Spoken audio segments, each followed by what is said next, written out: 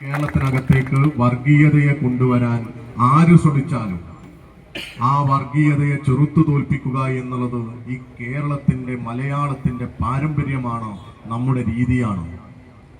നമ്മൾ ആഗ്രഹിക്കുന്നില്ല ഈ നാടിനകത്ത് BJPയും RSSും മറ്റേതെങ്കിലും ജമാഅത്തെ ഇസ്ലാമിയോ SDP പോലെയുള്ള വർഗീയവാദികൾ ജയിച്ചു വരണമെന്ന് ഈ നാട് ആഗ്രഹിക്കുന്നില്ല.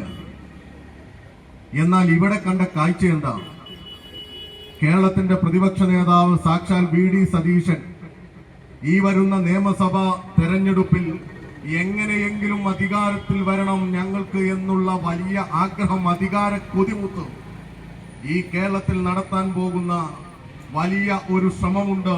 ആ ശ്രമത്തിന്റെ ട്രയൽ റണ്ണായിട്ടാണ് ഈ മറ്റത്തൂരിനെ അവർ കണ്ടിരിക്കുന്നത്. അതാണ് ഇവിടെ നമ്മുടെ മുമ്പിലുള്ള അനുഭവം. എങ്ങനെയാണോ ഈ നാടിത് സഹിക്കുക? ഒരു തെരഞ്ഞെടുപ്പ് കഴിയുന്നു, തെരഞ്ഞെടുപ്പ് വേളയിൽ ഉടനീളം ഇവരുടെ പ്രസംഗം എന്താ? വർഗീയതക്കെതിരെയല്ലേ ഇവരും പ്രസംഗിച്ചത് ഈ നാട്ടിൽ?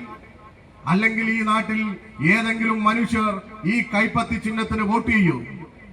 തെരഞ്ഞെടുപ്പിന് മുമ്പ് അവർ പറയുകയാണ്, ഞങ്ങൾ BJP എന്ന് പറയുന്ന ഈ വർഗീയതയോട് ചേർന്നുകൊണ്ട് ഈ മറ്റത്തൂരിൽ ഭരണം നടത്തുമെന്ന് അവർ പറഞ്ഞ് തെരഞ്ഞെടുപ്പിനെ നേരിടുമോ?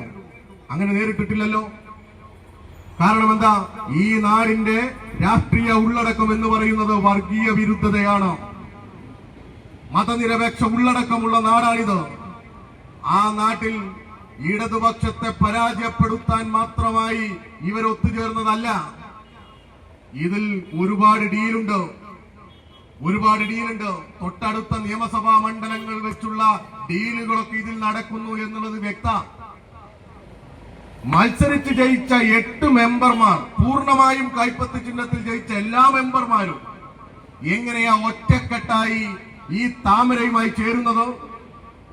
എങ്ങനെയാ അങ്ങനെ സാധിക്കുന്നത്?